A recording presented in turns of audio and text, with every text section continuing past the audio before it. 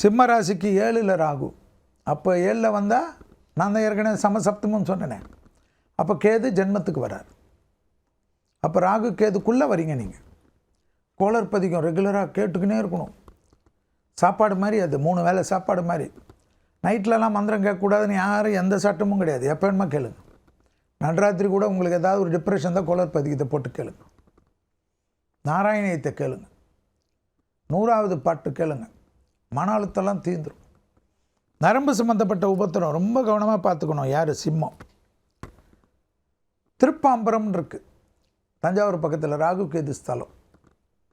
போயிட்டு வந்துடுங்க. அப்போ நம்ம வீடு பக்கத்தில் என்ன சார் பண்ணணும்? வீடு பக்கத்தில் ராகு கேது நவகிரகத்தில் இருக்கும். அதுக்கு மட்டும் விளக்கேற்றி வச்சுட்டு ஒரு சல்யூட் டெஸ்ட் வந்துருங்க. அஷ்டம சனி.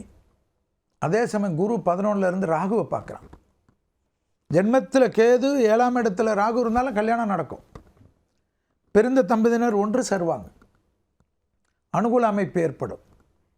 பிள்ளைகள் விஷயத்தில் ஏற்றம் கிடைக்கும். குடும்பத்தில் புது வரவு வரும். பிள்ளைகளுடைய படிப்பு, உத்தியோகம், தொழில், வியாபாரம் அனுகூலமாக மாறும். தைரியம் ஏற்படும். எதிர்பார்க்காத நல்லது விஷயம் நடக்கும். சனி 8ல் இருந்தாலும் அதிர்ஷ்டத்தை கொடுப்பான்னு ஏற்கனவே சொல்லியிருக்கேன். எக்ஸசைஸ் பண்ணுங்கள். நல்லா தூங்குங்க. காலுக்கு தான் தொந்தரவு வருமா, அதனால் பாதத்துக்கு உண்டான விஷயம்லாம் கரெக்டாக பார்த்துக்குங்க.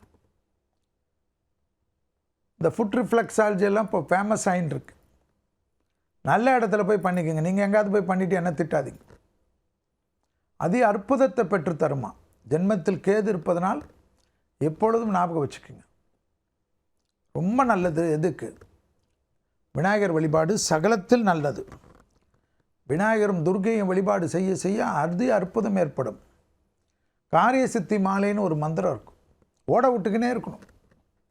தடைகள்லாம் தவிடுபடியாக்கும். லாபம், சந்தோஷம், அனுகூலம், சுபகாரியங்கள், அஷ்டலட்சுமி கடாட்சம், வீடு புதுப்பிப்பது, வீடு இடித்து கட்டுவது, புது வீடுக்கு போகிறது, அதாவது 1.5 கிரவுண்டில் இருந்தாலும் 2.5 கிரவுண்டு 3 கிரவுண்டு வீடுக்கு மாறுறது. எப்படி ஆச்சரியம் பாருங்கள். இதெல்லாம் நடக்குமா?